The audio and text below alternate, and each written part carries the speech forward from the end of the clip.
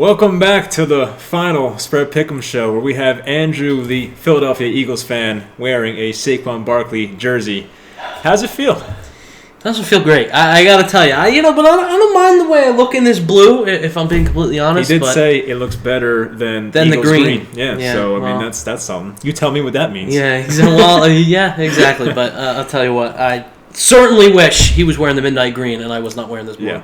Well, unfortunately for you, you lost by 2 games, I guess, and I think we're picking the same Super Bowl winner, so that'll be the final score. So we'll go over last week real quick. I have the scores up real quick. So first game was the Buccaneers at the Packers, a game that I thought the Packers probably should have won, and Tom Brady throws the 3 interceptions. And let's just talk about the main thing. What do you think about Matt LaFleur kicking the field goal, 5-point lead for the Bucs, and 8 yards away from the end zone? I thought it was the most, I'm not going to say the P word, but just a very... it was surprising, right? Because you have, on the AFC side, right, you have the Chiefs, who went for it on 4th down with a shotgun pass with their backup quarterback, and you couldn't even put the ball in Aaron Rodgers' hands to go and score a touchdown. Now, I will say, they looked awful in the red zone. Like, they could not get anything going in the end zone, so I could see where Matt LaFleur is coming from. But at the end of the day, they shouldn't have really been put in that position because 3 interceptions from Tom Brady, the Packers offense should be able to put up more than they did, and they should be able to perform better than that. So Matt LaFleur going for a field goal, it seemed like a Matt LaFleur thing. I think he's done that before many times. Questionable decision there, but they weren't really getting anything going. So anyways. LaFleur has done it before. Yeah. I would say, though, the Packers had many chances to win that game, and as much as I would love to say the refs made a crappy call at the end on the Tyler Johnson play, which I thought was a crappy call, honestly, because they called it the right way, but based on how they were calling the entire game, there was a lot of jersey pulling going on, no flags, and the final play of the game, most important play of the game, you throw the flag. So let's stay consistent here. I will say this, though. I feel like it was the same situation of the Vikings-Saints game last year, everybody arguing over that Kyle Rudolph touchdown. The Saints should not have lost that game. They had a lot of opportunities to go down the field and score. Even if you want to go back to the Saints-Rams game, that was an awful call, right? But they still got the ball back. It was 2nd down. They had it. They could have easily won that game. I wanted the Bucs to win, so I wasn't too mad about the call. It was an obvious pass interference, that we know. But, they were jersey fighting the whole game, so you don't know. Yeah. All right, so we'll leave off on this for the Packers game. Is Aaron Rodgers the quarterback next year, week 1? Yes, 1,000%. I don't know what the whole Twitter feud was. It's going to happen, yeah. I don't know. I feel like Aaron Rodgers, and I felt this last year too. I mean, you thought he was regressing, moron. But anyway, but I think he has 4 or 5 years left. Yeah. So you look at the Jordan Love pick, and you're like, well, what the hell was that? And the entire Packers draft class didn't really help in that game. And just think if they maybe took a Chase Claypool or someone like a Denzel Mims in round 2 instead, or round 1, I should say, then maybe we see or even T. Higgins. Maybe we see the Packers in the Super Bowl instead. But it is what it is. It is what it is. They gotta deal with that. But anyway, the Bills and the Chiefs were the later game. It wasn't very close. There were a lot of once again, bad coaching decisions by Sean McDermott. I always get the basketball players confused. Is it Sean or Doug? It's Sean, right? Yeah, I'm always like, who's the basketball player? All right, so Sean McDermott had the field goal before halftime. People were not a fan of that one. One in the 3rd quarter to make it a 9-point game instead of a 12-point game, where I was like, well, what the hell does that do for you? Yeah, it was so there were a lot of bad coaching decisions, but once again, you cannot stop Travis Kelce. I mean, we've seen it time and time again. It's just the entire season. So, the Chiefs are on a roll. I don't know who's stopping them. The Bills, the Bills have a good outlook going forward. I'll give them that, right? I mean, Josh Allen's for sure in a good spot, right? Yep. So, not much analysis for that game, honestly. I'm trying to think what happened. It wasn't like anything special really went on in that game. I mean, I thought Josh Allen going into it was going to be a bit overwhelmed, which is why I was so happy about the Chiefs -3, or why I was into it. So I was like, well, Josh Allen wasn't terrible, but he wasn't the MVP level player that we saw the rest of the year. So that's pretty much, as expected. But anyway, let's get on to Super Bowl. Is it 55? 55. 55. Wow. See, I remember Super Bowl 42, 46, and I feel old as balls, but it is what it is. You guys make a lot of old jokes about me, so it's fine. Anyway, so Kansas City versus Tampa Bay. Tampa Bay, the first team ever to have their home stadium in the Super Bowl in a game where they're playing. So that's pretty cool. Raymond James Stadium. So right now the Chiefs are a -3.5. do you want to analyze the game first, or just give us who you're picking for the spread? I guess just go with the spread. We'll go with the spread first. Yeah. Well, I'm going to go with Tom Brady, and it's kind of suiting, right, that they play the first ever game in their home stadium, and it's Tom Brady. I mean, like, it couldn't really have gone any other way, but I'm going to ride with the Bucs. I've been riding with the Bucs throughout the playoffs. I think there was one game in here I picked Washington, and that was only to cover the spread. Yeah. I thought the Bucs were going to win that game. Thought they were going to beat the Saints. Thought they were going to beat the Packers. I can't stop now, right? I know it's the Kansas City Chiefs. I can't stop now. I think Brady and this Bucs team, they're rolling. And since that bye week that everybody was talking about, is this going to be that bye week where they get it together? Since then, they've been 7-0. They've been on a roll. Mm-hmm. So I got to take Brady and the Bucs. It's hard to go against them. Yeah, the Bucs got hot at the right time for sure. And I just feel like when I look at both of these rosters up and down, I feel like the Buccaneers are the better complete roster. I mean, Mahomes versus Brady, we're taking Mahomes any day right now. But when you look at the roster, the defense especially, I'm like, the Buccaneers have a lot more talent. So I feel like although the Chiefs are favored, and I don't know how much of that is like, the flashy weapons of Tyreek Hill and Travis Kelce, I don't know how much that influences the spread, but you look at that and you put like the Chiefs pass rush against now two backup tackles in a way. I mean, Mike Remmers is a left tackle now for the Chiefs against JPP and Shaq Barrett. I'm like, that could be a problem. So I mean, we'll diagnose it more, but I want to get into the game notes real quick of like, where these teams ranked in the season. The Chiefs had the number 1 offense this year, 415 yards per game. Bucs had the number 7 offense this year, 384 per game. On defense, the Chiefs are number 16. The Chiefs don't need to have a good defense. They score enough points, they're fine. But the Bucs had the number 6 defense. So number 7 offense, number 6 defense. I think they're the more well-rounded team, as we know. So I think the Bucs, I mean, look, it's going to be a good game. I don't see it being a blowout, and maybe it will be. But I just feel like it'll be a good game regardless. But what do you expect the final score to be? I'll put you on the spot right now. Final score. Let's go the Bucs. I don't know. I feel like, right, when you go like 24-21 or like those nice perfect scores, it's never like that, right? There's always a 9 or a 6 in there and no one else predicts. I'll go 26-21. Buccaneers will win it. Okay.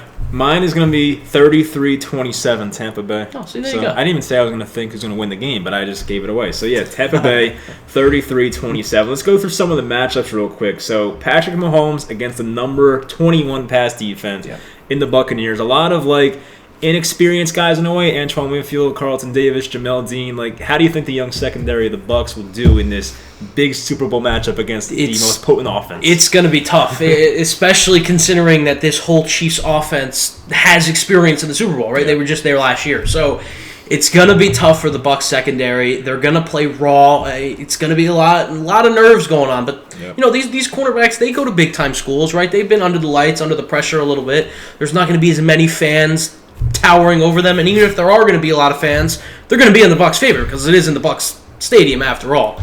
It's going to be tough, and that's going to be it right there. This is going to be a high-scoring game. Now I'm kind of backtracking 21 points for the Chiefs. It's kind of unrealistic when you think about it, but I think they're going to get to Mahomes. They're going to force him to throw things that he doesn't necessarily want to throw, and that's going to be the difference in this game. I don't think head-to-head the Buccaneers are going to be necessarily ready to guard Travis Kelce and Tyreek Hill because who it really is at the end of the day. Right.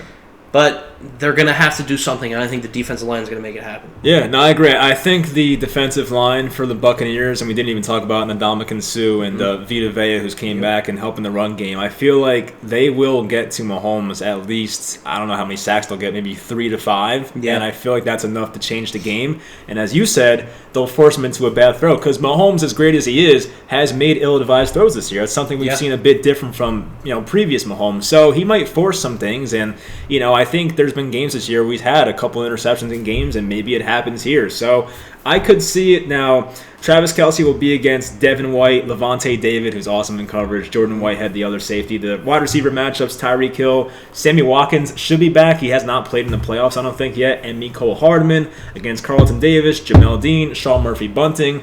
If you're going to exploit anybody, it's probably Sean Murphy-Bunting. Yeah. So whoever the slot guy is, whether it's Hill, maybe Hardman sometimes, even Travis Kelce, whoever they put in there, should have a good matchup.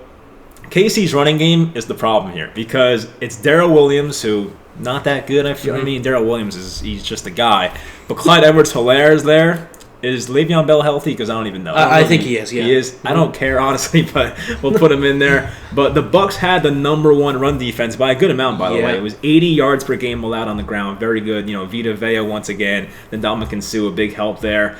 Now we'll go to Tampa Bay's offense. Tom Brady versus the number 14 pass defense of the Kansas City Chiefs. What do you expect? What do you expect from Tom Brady? Super Bowl number 10, I believe it is for him. So no nerves, probably. Yeah. It is a home game technically. So do you think that actually helps a lot or no? I think it helps, being home game. Yeah, I think it does. Yeah, I mean, you kind of get to practice, get to sleep in your own bed the whole week, right? Get to practice in your own stadium or your own practice fields. I think it does help. I don't really think Tom Brady's going to be that much better in a Super Bowl just because he's at home. But I'm sure it helps the rest of the players for sure. Right. Yeah, it's definitely, you stick to your routine, which I feel like for a guy like Brady who's been doing this for so long, routine is a big thing for him. So Rob Gronkowski and Cameron Brate against Tyrann Mathieu, Daniel Sorensen, Anthony Hitchens. They don't have the best linebackers on the Chiefs, obviously, Damian Wilson. So that's a problem. We'll see if, I feel like Gronk this year at least has been he'll have one or two really big catches every game. He might just have one big fourth quarter catch. Yeah. Kind of like that Patriots-Rams Super Bowl from 2 years ago. And he caught that big fourth quarter catch to set up I think it was touchdown with Michelle. But I could see something like that with Gronk once again.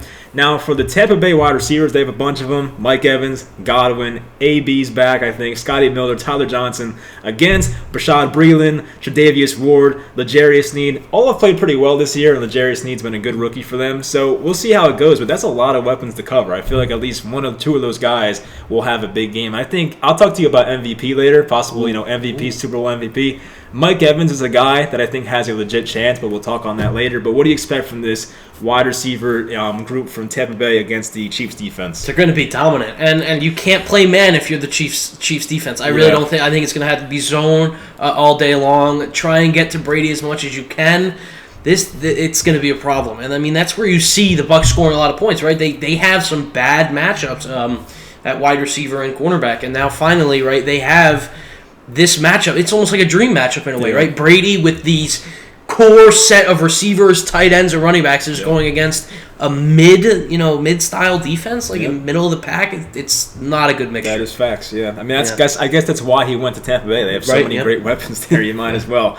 For Ronald Jones, Leonard Fournette, they're against the number 21 ranked run defense, and they're allowing 122 yards per game in the regular season. Guys like Derek Nottie, Chris Jones, the big defensive tackles there for the Chiefs. So I want to go over storylines now. We'll talk about this. I've heard these before on different podcasts and stuff.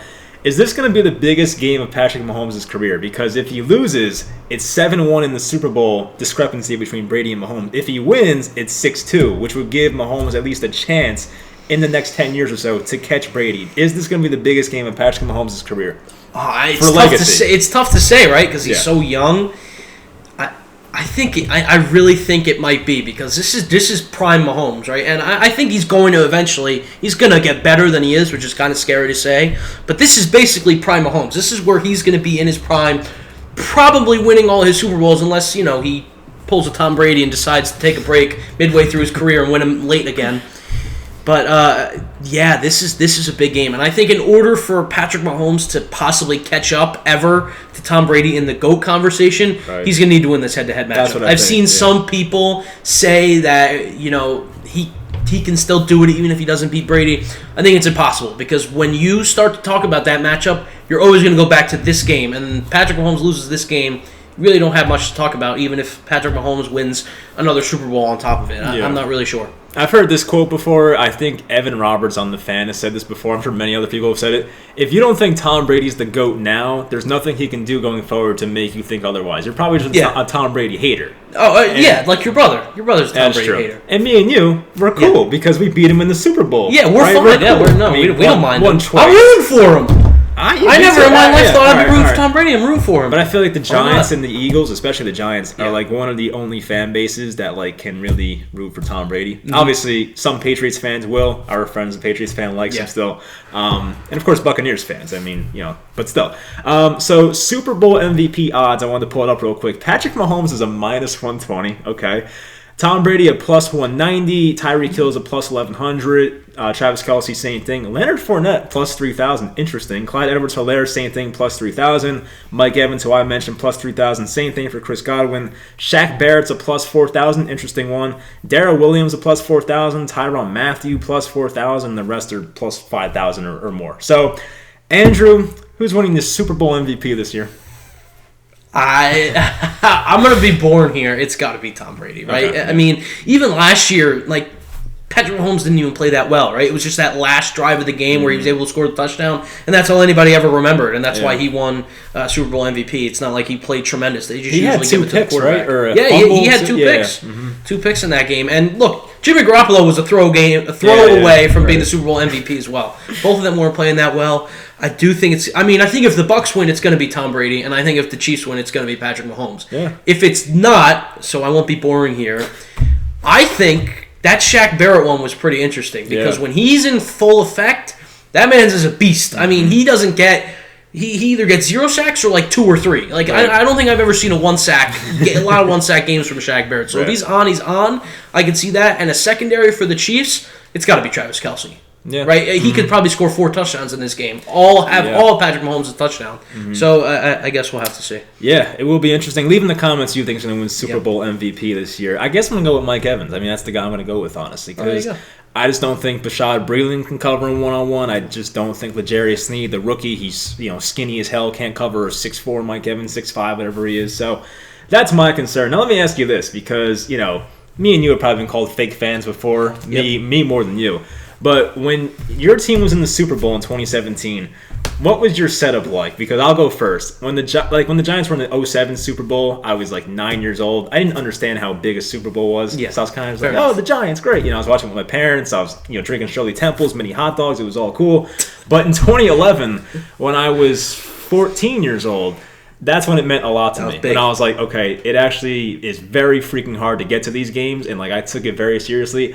I remember going in my basement, locking the door, and just putting the game on high volume and just standing up the entire game, watching. What was your mindset when watching the Eagles in the Super Bowl? Well, like you, I think I was 13 years old. I think I was in 8th grade when they won their Super Bowl. So I was in a room full of Giants fans. Believe it or not, I was sitting surrounded by Giants fans, and I don't know. I was standing, sitting, squatting, almost every position you could possibly be in. I was watching the game, and when that Philly special happened, I grabbed my brother and I threw him across the couch. I was like, "Let's go!" Because they were all rooting for the Patriots in that game. They didn't want to see the Eagles win. They wanted to be the only team to ever beat Tom Brady in the Super Bowl. Obviously, it didn't happen. But yeah, I mean, it was nerve-wracking though. Yeah. I will tell you that much. Hands were sweating from start to finish, especially in that position. But I remember when I was watching the NFC Championship game that year against the Niners, which was the crooked helmet Eli game, and the guy fumbled the 2 punt returns. I forget his name. I should send him a thank you letter. But in that game, I was at a friend's house, and the guy, my friend who owns the house, well, his dad owns it, but his house, he's a Giants fan. So it was me, him, another Giants friend of mine, and his dad and his friends that were Giants fans all up in one room. And we kicked out the non-Giants fans into the basement to, watch by themselves. And every time the Niners did something good, you would hear this uproar coming from the basement.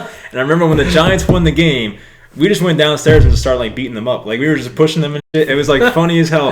And it was such a good feeling, to obviously go to the Super Bowl. Lawrence Tynes kicks you in again. So it was a great feeling. I hope to get back there soon, but I feel like neither of our teams are that close right now. So my NFC Championship was kind of boring. I mean, they won 38-7, right? They were down 7-0. Yeah. Then they got a pick 6, and then it was all hell from there. Yeah. It was 38-7. I was celebrating at halftime, ready to go to the Super Bowl. I actually remember down the street, I was watching at one of my friend's house that Giants 49ers game. Right. And I was surrounded by Giants fans. I'm not gonna lie, I was rooting for the Giants there. I was getting pretty hyped up. You were probably 5 years old. Yeah, I was young. I remember watching Billy Cundiff miss the field goal to go to the Super Bowl for the Ravens. Yeah, a lot could have happened there. I remember watching the Eagles-Vikings game. I was at Buffalo Wild Wings, and it was over by the second quarter. I'm just munching on some wings. I'm like, damn, this is some ass, but at least the wings are good, So we got that going. But all right, I think that will do it. Right after this, we're making a mock draft video. Yep. First 11 picks because the Giants, we got to get them in there. Eagles are in there too, of course. Yep. So yeah, we'll do that. Hopefully you join us for that. But leave in the comments your Super Bowl MVP prediction, who you think is going to win, all that good stuff. But hopefully you guys enjoyed. Hopefully you enjoyed the in-person thing. I had to bring a backpack of all my stuff here, so I hope it was worth it. But I hope you guys enjoyed, and we'll talk to you next time.